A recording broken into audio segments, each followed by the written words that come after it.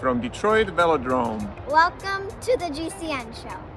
Welcome to the GCN Show. This week, who is the average cyclist? What is the average ride and how does it vary from country to country? Who rides the most, the furthest and the fastest? We've also got the UCI wading into hot water, Italian carbon manufacturer heading home to Italy, Burger King sponsorship and the return of Extreme Corner. Oh yes!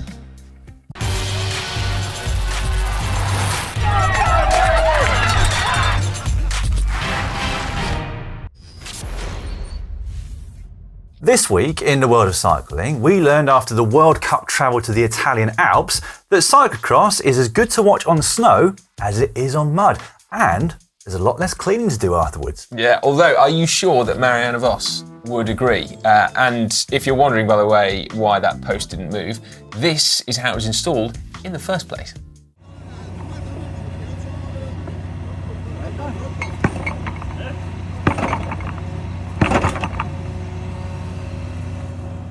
That thing wasn't going to move much, No. was it?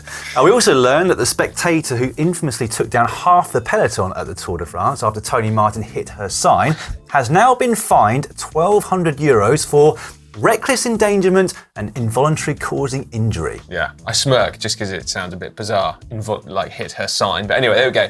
It seems like an appropriate fine, doesn't it? All the talk of prison sentences and the like was way too overblown for my taste. But we also learned this week that half of all cyclists riding today have started in the last 2 years. That's according to research from the National Bicycle Dealers Association in the US. Brilliant statistic, isn't it? Welcome along, everybody, if you've just joined cycling. Also, in case you didn't know, I used to ride for a team called the Cervelo Test Team. Thanks for clearing that up, Dan. I do think many people will be wondering what you're doing here, but that's cleared that up. And the less said about me, the better. Anyway, it did get us wondering, though, who is the average cyclist at the moment? Well, fortunately, this coincided with Strava releasing one of their legendary stat drops where they pull out the metrics from 1.8 billion activity uploads. Whoa! That's in 1 year, by the way. You should feel proud that 12 of those were yours. No, I did way more than that because I was one of many cyclists, who also uploaded runs as well as walks. True, that is true actually, yeah. Now, the total distance ridden by Strava users was a staggering 16 billion kilometres in 12 months. Which sounds like a hell of a lot, doesn't it? Although compared to estimates for car journeys, which are about 20 trillion kilometres per year, it is a little bit less. Yeah, a smidge, yeah. But 146 billion metres of elevation, which is a good stat, to the moon and back, and then back to the moon again, I think. Are you sure about those stats? Well, not really. I get quite confused when you're talking about how many numbers there are with billions. But I'll put my working in the description down below and you can just have a look, mark me with a red pen. Either way, it's a hell of a lot, isn't it? Here are the averages, though. So globally, the average bike ride was 16.3 miles or 26.08 kilometres. Men have uploaded longer rides than women. The average is 27.52 kilometres as opposed to 20.32 kilometres. Well, yeah, the average ride duration is 1 hour, 17 minutes and 59 seconds, which weirdly is quite close to mine. An average ride length of 1 hour and 11 minutes, I worked out. Oh, so slightly below average for you then, Si. A little bit, yeah. No one's surprised about that except for you. What we really love doing, though, is diving into the stats from country to country. USA versus UK? Well, actually, the USA comes out on top. Longer average ride, so 22.08 kilometres versus 20.9. Longer durations, 1 hour, 7 minutes and 19 seconds versus an hour and 45 seconds. However, Dan, UK cyclists rode faster, 20.6k an hour versus 19.7. Yeah, but that's not surprising because US cyclists rode up more hills, 17.58 billion metres compared to just 13.1 billion. Fair enough. German cyclists, you lot, rode on average 26.1 kilometres per ride and quickly too, an average of 1 hour 10 minutes ride duration, which equals 22 kilometres per hour, but it was quite flat, typically. I see. Meanwhile, in Spain, the average ride is 39.8 kilometres and lasts just shy of 2 hours. Nice. Brazil, who are actually one of Strava's biggest users, 1.7 billion kilometres ridden and uploaded there, 28.1 kilometre long rides, taking 1 hour 32 minutes. They're a bit slow in Brazil then, aren't they? Well, they are. I'm only joking. Meanwhile, in France, 30 kilometers and 1 hour 30 is the average. But in Japan, 21.3 and 55 minutes. So 23.2 kilometers per hour, making Japan the fastest nation of cyclists in the world. That we've got the data for. True. You know what? It makes me very happy thinking about so many riders all over the world going out for all these bike rides in all these different countries. And it also makes me think how much I want to know what the spread of ride durations are like. Well, that's a good point, isn't it? Because is 1 hour 17 minutes, our average global ride time, also therefore the optimal ride time? Have we unwittingly stumbled on the best ride duration?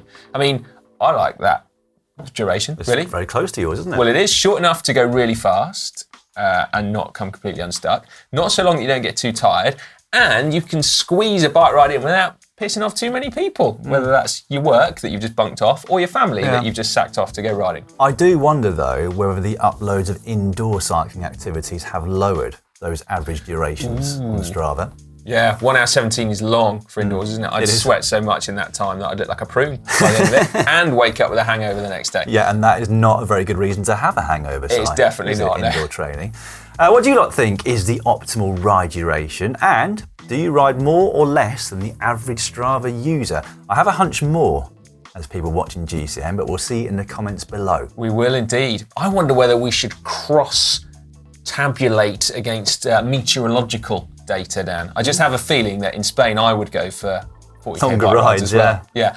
Anyway, one more stat that caught my eye, by the way. The average height of a rider on Strava is 171 centimetres. But weirdly, the average height of a rider on Zwift is 130 centimetres. I knew where you were going with that as soon as you said Zwift. Very funny, Si. Although that does lead us nicely onto the Zwift Academy finals, doesn't it? From tomorrow, you'll be able to watch those finals unfold in a series of 5 episodes that we have right here on GCN. As ever, we're coming up next with your GCN Inspiration photos. We pick the 3 that we think are most inspirational from the app each week, and each one wins a prize. They do indeed. Starting in 3rd place for this week, winning a GCN black and white Target air saver. Sounds a bit weird, doesn't it? But anyway, Slightly. Yeah, it's just an air saver. It is Stella Davis with this cracker of a photo. Saving a sloth. Blessed to live in Costa Rica for weather and wildlife, but didn't want to head out for my training ride in the rain this weekend. Knew it was worth it though when we came across this guy in the middle of the road. Made sure he got to safety and was rewarded with a selfie. Wow. I didn't know that sloths took selfies, but that's pretty cool that they do, isn't it? They take great selfies by the looks of it. I They love do, that yeah. one. It must take a long time to rescue a sloth in the middle of the road. Can you imagine just like ushering it along? It would take like 45 minutes. Yeah. Well, if Ollie saved one, it would be about the right pace for him, wouldn't it?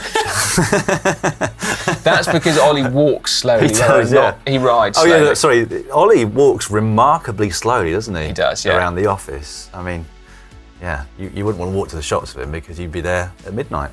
Yeah. Anyway, in 2nd place, receiving a GCN Shadow Stand and also a GCN Epic Climbs Paso del Mortirolo t-shirt is Chris Robb.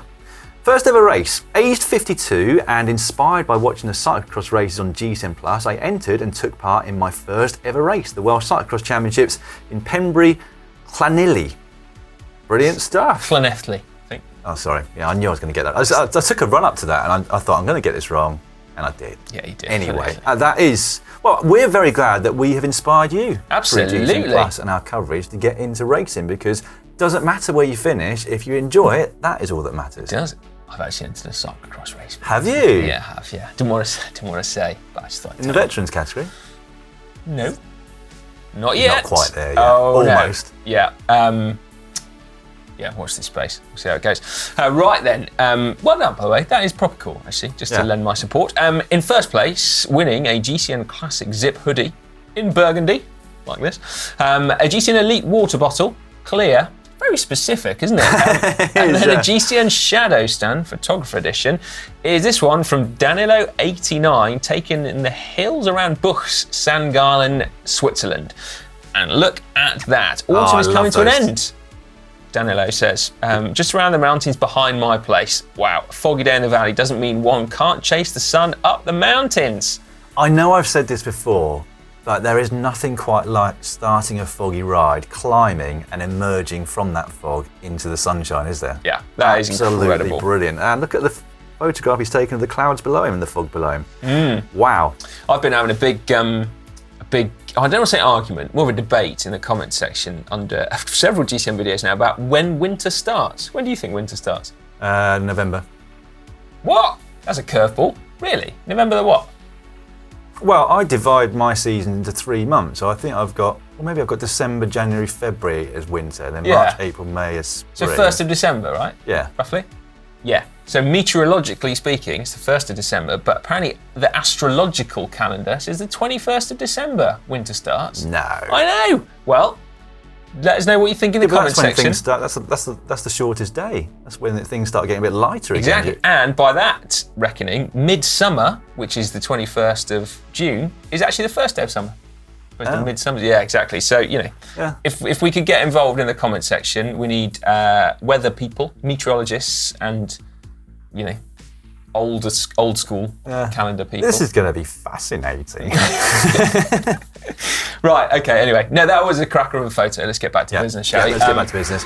Don't forget to join in ready for next week's show with your inspirational photos. Make them Christmassy. Yeah, no one can argue when Christmas is, can they? No. Although you could probably argue when Christmas starts. Anyway, we'll just move on. It's now time for cycling shorts. Cycling shorts now, and we'll start with news from the UCI. Not banning something for once, but recommending that riders don't use it. No, not long socks, not narrow, nerdy handlebars, but ketones, the controversial nutritional supplement that is widely used but not widely talked about within the pro peloton. Yeah, which is weird, because it's not banned, and there's never been any suggestion that it's banned, should be banned, or going to be banned. The controversy, I think, stems in part from the cost of ketones, which are eye-wateringly expensive, and also how effective they are rumoured to be. However, the UCI's medical director, Xavier Begard... Isn't he from the X-Men?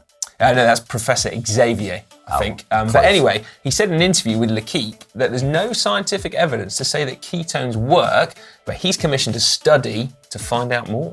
Well, he could always have watched the GCN Plus documentary, couldn't he, that we made all about ketones not so long ago, because that tells you everything you need to know about them. It does. Now, a change of gear now, no pun intended. So famous Italian bike manufacturer Bianchi have made the headlines last week by announcing a €40 million investment into a new factory that will bring frame manufacturing back to Italy. Yeah, frame manufacturing for them, I suppose we should say. The new 30,000 square metre factory will make up to 1,000 frames a day, apparently, when it's up and running. And they say that to mitigate the increased costs of bringing manufacture back to Europe, they'll put a strong emphasis on automation. It's great news, that, isn't it? I really enjoyed reading that. But sticking with Italy for just a moment longer, the iconic Gabba jacket from Castelli has reached another milestone. So when it debuted on the shoulders of the Cervelo test team riders in 2000, no less, it was plain... narrow shoulders, Dan. Some of them were narrow, yeah. Yes. But anyway, it was plain black back then. But as the fabric has evolved, other colours have become possible. But now, it's gone very snazzy. It has. Look at these. This is the new long sleeve Perfetto jacket with 4 jazzy prints. I like that. Even though I don't think I'd get away with wearing it. No. Next up, Gazzetta dello Sport have reported that Burger King are going to be sponsoring Contador and Basso's Yolo Cometa team next year. Yeah. Now, Contador won't need to worry, will he? Because I'm pretty sure there's not actually anything resembling meat in a Whopper, but still. And it's also not the first time that a fast food giant has sponsored a pro cycling team, is it? Do you remember when McDonald's sponsored the Amor Evite team back in the day? In fact, we had that jersey on the show very recently. We did, yeah. Speaking of random sponsors, my mate found out several years after a mystery sponsor appeared on his team jersey that it was actually a urinal company that he'd been advertising. That's just taking the piss, hey! Isn't it? Boom. Next up, TechCrunch are reporting on new safety protocols for self-driving cars.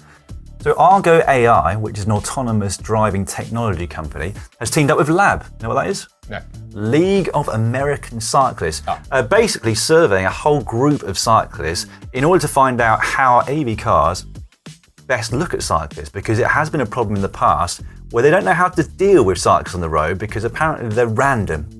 Well, not that's very easily yeah. computerized. And apparently we haven't been given isolated status. They've been trying to make us one thing or the other. Anyway, that sounds like great news, doesn't it? Finally, quick bit of news. You remember Ollie's epic ride in the Swiss Alps where he beat Alberto Contador? Tour de Station, 300 kilometres plus with 9,000 metres of climbing. That is the very one. Well, you lot, entries are now open for 2022, so get stuck in. And, well, that's a ride of a lifetime. It looked like it, I must admit. Yeah. I've also got a lucky winner to announce now on the Orica 05 RC. The brand new trainer from Orica goes to Javier Villa. Whoa, congratulations, Javier. We're also excited to announce the biggest offer yet for GCN Club members. So if you subscribe today, not only will you get the jazzy cycling socks with a unique design each and every month sent to you directly, you can also enjoy 50% off GCN Plus annual subscription. That's pretty brilliant. cool, isn't it? That is very cool. And of course, with that subscription, you get all of the races live that are available in your territory, but also every single one of the documentaries we've already released, and also those that we will release next year. Yeah. Now, one final point actually, whilst talking about GCN Plus. Heads up, because we've got a cracking last-minute Christmas present idea for you. You can now gift a GCN Plus subscription to someone else or to yourself. Yeah, you can. So the price is remaining the same for 12 months. It's £40, 40 euros, 50 US dollars, and I think 60 Canadian dollars, and 65 Australian dollars. Those so are it's weird roughly facts to have equal remembered, the Dan. world over. But anyway, again, with that, you get all of the live racing available in your area, but also the documentaries too. But it is the great last-minute gift, isn't it? For people like me who are not very organised when it comes to Christmas gifts, because you can even get it on Christmas morning. You get the code straight away, send it over to whoever you bought it for. Happy days. That's great, isn't it? My problem is that I'm not sure my wife would really appreciate a GCN Plus subscription. So yeah, I'm gonna have to think of something else on Christmas morning. This is something that Lorraine has a tendency to do. She tends to buy me presents that she wants herself. So maybe I should do that, although I already have a subscription to GCN Plus. Yeah, me too. But anyway, you'll find a link on screen right now that will take you directly over to the GCN Plus subscription gift page if you do know of somebody that might like it.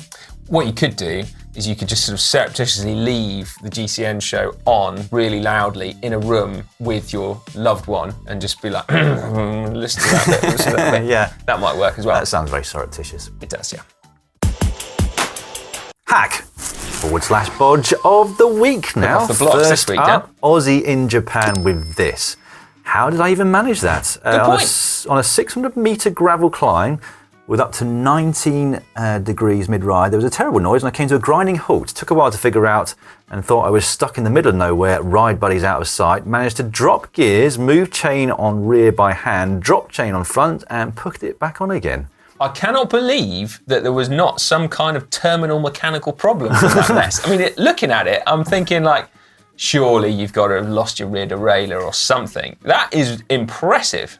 It is amazing the situations that chains manage to find themselves in on occasion, isn't it? Sometimes you get off your bike and look at your chain like, how on earth did it even get into that? We could dedicate a position in whole the first GCN place? show to places chains end up. And couldn't we? sometimes you end up fixing them and you still don't know what you've done. No. You look at it, well, there's no way of fixing this. And No. you do a bit of jiggery pokery and all of a sudden it's back to being a normal chain. Yeah. Do you know what? Aussie in Japan, that does make me think, actually, and I'm guilty of this like everyone else out there. But you know when you're riding and you hear a grinding and a bit of resistance, stop pedaling. Whatever you do, put the brakes on, stop pedaling, and you might save yourself hundreds of pounds worth of damage. You just never do it though, do you? No. So I could probably sort this out just by pedalling forwards or backwards. Yeah. Oh, there's something stuck. I must pedal forwards harder. Oh, there's my rear derailleur gone. Anyway, yeah, you know the picture. Well, I'm going with... Well, I'm going with... it's neither really. It's not just someone really, is sorting out their own problems. So we'll leave that one and move on to the next. Yeah, next up we got this one from Pioneer. A pane greenhouse. I like the sound of this. No space in the house for a new trainer, no shed either. So it's a pane greenhouse for me. And the turbo bike is a bit of a hack as well. They say, cobbled together from an old frame with a crack in the head tube, an old mountain bike wheels, some broken STI levers to rest my hands on, and 7-speed down tube shifters. I like that. Yeah. That is cool, isn't it? I'm going to say total hack. Well, I mean, you could have bought a shed. Good point. But, you know, I just think that sometimes if you just make do with what you got, you can get the training done, can't you? Well, I mean, it keeps you cool, doesn't it? I mean, even you might not sweat too much in a pane greenhouse in the middle of Winterside doing Zwift. So, all right then, I'll go with hack. Yeah. Can I do a bit of reminiscing, just briefly? So I got one of those, like, build your own greenhouses to put inside my flat back in the day when I was racing to do heater acclimatisation in the winter in the UK ahead of a big race that was in Australia in March. So it takes me back. Maybe that's why I said it was a hack. You remember earlier where you said that you looked like a prune if you did this much riding indoors? Yeah. Presumably you did back then. Yeah. You increase the heat artificially indoors. Oh, it was rancid. Like, when must I have think lost of 10 kilos condensation, an hour. it was a bit like a scene out of Titanic, you know. Anyway, we'll move on, shall we? Yeah, well, 44% of people went with hack for the Payne greenhouse. Harsh. Next up, S.G. Murray, bike wall mount made from galvanised pipe and anchor. I decided to try making my own wall mount. I used 1 foot threaded 1/2 inch pipe and anchors. I painted it, then covered with end caps and foam insulation for padding. Super strong and only $20 total. Nice. I like that. Yeah, does the job. Yeah. Neat, fairly cheap. It's a hack from me. Yeah, hack from me. Sounds like a pub as well, the pipe and anchor, doesn't it? Does, yeah. I might open one up. Anyway, 91% of people went with hack for that one. Well deserved. MS Brewer 93. Custom 3D printed spacer hack! Yeah, after a little incident, my bar stem combo handlebars needed replacing. Ooh, crikey. I wonder whether a little incident needs to be in inverted commas there. I went for the Venge stem and Roval Rapide bars. However, I needed to merge a Ripple headset spacer and a Venge headset spacer together for it to work. A few hours later, we have the product that saved 100 grams in the weight and is the child of 2 unlikely spacers. That genuinely is brilliant. That makes me happy. Yeah. Really happy. That is brilliant, isn't it? Well, unsurprisingly, it's a hack from me. Hack from me. And it's a hack from 90% of you. Should be more. That is just in no way a bodge. That's just 100% hack. Last up this week in Hack or Bodge is this one from Skullux, muck guard for cutout seat. Recently purchased a Brooks C15 for my gravel bike. Love it.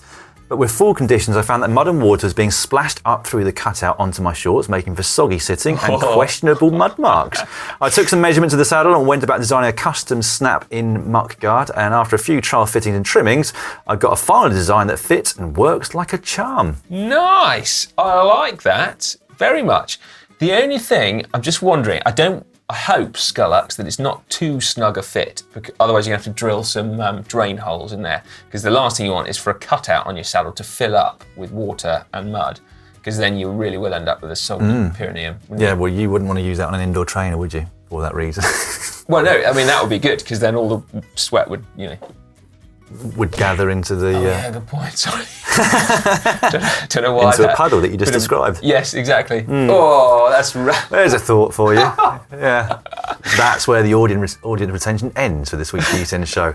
Don't forget to get ready for next week's show by voting on the hacks and bodges that are already up on the GCN app, which, to remind you, has a lot of free parts. We've got the documentary and the racing behind the paywall, but the rest of it is entirely free, and there is a lot there to digest, including the hacks or bodges, and you can also get involved for a couple of weeks' time with your own hacks and bodges. Yeah. Please no photos of soggy undercarriages. That's not appropriate. We know what's coming now. It's Caption Competition time now, the part of the show where you get your chance to get your hands on a coveted GCN Elite water bottle. All Without you do zip tie this week as well. is what, sorry? Without zip tie. I left that one on the shelf. Oh, I see. To go for a limited edition yellow one instead. Anyway, you just got to stick a caption in the comments section that makes us chuckle and relates to a photo we're about to give you. But results first, as always. Yeah, last week's photo was this one of Wout van Aert sliding on his back down a descent in Bowman cyclocross, and our winner is Carl Ford, who put caption, Wout really putting his back into it on the way to winning the race. Ah, see what you did there, Carl. Clever. Well done. Get in touch with us on Facebook, Carl, with your address, and we'll get a bottle sent out to you. This week's photo is actually a screen grab from the Zwift Academy finals that are coming up this week. So you'll be able to watch that episode very shortly indeed. That's Dan drinking a beer. Weird that they managed to catch you drinking a beer, isn't it? And Matthew What are the Van Der Poel, chances of that? Yeah, Matthew Van Der Poel looking on. Now, what is he thinking when he's looking at you down there? Well, as I'm featured in this photo, Sai is going to get you started this week. Oh yeah. The cause of Matthew Van Der Poel's decline could be attributed to this precise moment, the Zwift Academy Finals 2021. He does look like he's had a few in that screen grab. Well, he doesn't also he? looks like he's watching you going, oh, that looks good. Yeah, well, my I might have a alternative beer. caption was him looking at me saying, and you wonder why you were so Anyway. He would say that, but he'd also think about all the other myriad reasons as well, wouldn't he? Which that's just one. Anyway, those are 2 caption suggestions for you. You can do better. We know it. Leave your captions in the comment section below. I'll pick a winner next week. You already know that the Zwift Academy finals are coming up on the GCN channel this week. We'll tell you what else is coming up shortly. But first up, a few of our favourite comments from the last 7 days. Starting with this, underneath last week's show, in reply to our own comment where we said, what do you miss from the bygone era of cycling? Mr. Grumpy53 put, I miss younger legs and lungs. Don't we all? Absolutely, yeah, very true. Underneath whether or not you could go car-free in winter, Sunk Hunt said, I've often wondered if there's anything more wholesome than Hank and his dad. Apparently, it's me and my sprogs. So thank you very much for that. It sounds weird that you read that out, actually, because I chose that comment and I probably should have read it out for you. Yeah. But anyway, I'll read the others. Or the other one underneath that particular one. Chris Haldane put, we've been doing this in Bradford in the UK with the bike that Si featured for a couple of years. Now, kids love it. And to answer a couple of things that Si said weren't possible, with our huge panniers, we can fit 2 kids and a full trolley load of shopping on the bike, and we regularly bag and drag their bikes to the park. We wouldn't go back now. That's cool, isn't it? There we go. Well, thanks, Chris, for letting me know about that one. Underneath, how to get legs like Chris Hoy. They are epic legs, aren't they? Cam Nichols, 2,600 watts. How did those cranks survive? I bet he went through a lot, didn't he? I'd imagine he went through quite a few pieces of equipment in his time. Yeah, I've heard rumours from British Cycling of like the indoor training bikes having handlebars pulled off by sprinters during like standing start efforts. That's pretty epic, isn't it? Yeah, well it is. Yes. I've never pulled any handlebars off. No, I don't think I have either, Si, unsurprisingly. Under the same video, Saf1981 put, the only ripped legs I get is through the spiky brambles on my gravel rides. I like that. And then finally, underneath the micro gravel adventure that I went on last week, Nathan Lipke said 100 plus off-road kilometres and not a single cow. That's some serious route planning. Yes, it is actually. There was a slight danger that I might have confronted some, but I dodged them. Did you? So yeah, it was all good. Well done. Tim Bop CDC. Tim Bop CDC.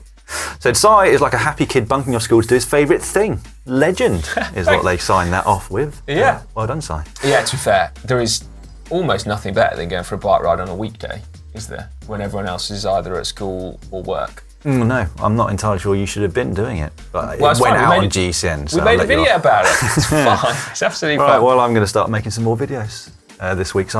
Anyway, coming up on GCN this week, Wednesday through to Sunday are those 5 episodes, so one every single day from the Zwift Academy finals, and ultimately you'll find out who's going to turn professional next year with Canyon SRAM and Alpecin Fenix. I'm really looking forward to watching them myself because I haven't seen all the edits yet. But apart from that, on Wednesday... You do know the results, don't you? I know the results, yeah, because I was there with you announcing them, Si, but we can't give them away. Nope. All we can say is that neither Si nor I impressed the judges enough to get a pro contract. So we're stuck here, unfortunately for you. Yeah. On Wednesday, things not to do in the winter. Getting that out for you before winter actually starts on December the 21st. Thursday, as ever, is the tech show. That's right. And then on Saturday, we've got cheap versus premium, bikepacking versus luxury, which sounds like it was a lot of fun to film, doesn't it? Well, a lot of fun for one person, less so for the other 2 people. Yeah. But one worth watching. Indeed. And then, well, I presume it's Cyclocross City, is it, over on GCN+? Well, it is. We've got 2 rounds of the UCI Cyclocross World Cup coming up this weekend. One is in the Netherlands, one is in Belgium, and it marks the return of Mathieu van der Poel. Whoa. He might not be at his best, having spent a week with me and Si out in Mallorca recently, but who knows? He might be up there with Wout van Aert, who's been dominating things recently. It's got to be said, having witnessed him training firsthand, number one, you can say how much that guy loves riding his bike. Just pulling a massive tail whip over a speed bump in the middle of a group ride. You know, that goes down as one of the coolest things I've ever seen. But also, he's in good form, isn't he? Well, it's all comparative, Si, isn't it? To me. But yeah, I mean, who wouldn't like riding their bike if you can do what he can do on a bike, both in terms of jumps and tricks and wheelies, but also that much power? Yeah. It does look like fun, doesn't it? It does look like a lot of fun. Riding an e-bike, yeah. Fun that we'll never know. No, and then the other thing on GCN Plus this week, an absolutely cracking documentary. Alan Marangoni from GCN Italia did the race across Italy, and we have a film of it, and you really should watch that. Alan is brilliant, super charismatic, very funny bloke, and it's just a cracking film. Something else I haven't seen that I must put on my watch list. Right, thanks for watching through to the end. If you've managed to make it this far, we really appreciate it. We'll be back next week. Whoa, Dan, you've forgotten, more. haven't you? There's more. Extreme Corner. Oh, completely forgot about this. Yeah. Let's take a look.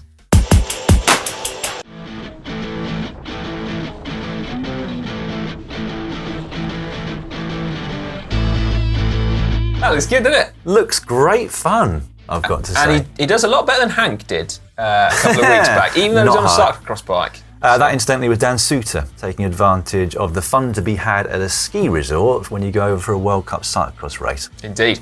Right, that is it now for the GCN show for this week. I cannot wait for you all to see the Zwift Academy finals. So do make sure you put a note in your diary Wednesday through to Sunday, and we'll see you back here for a bit of a debrief next week.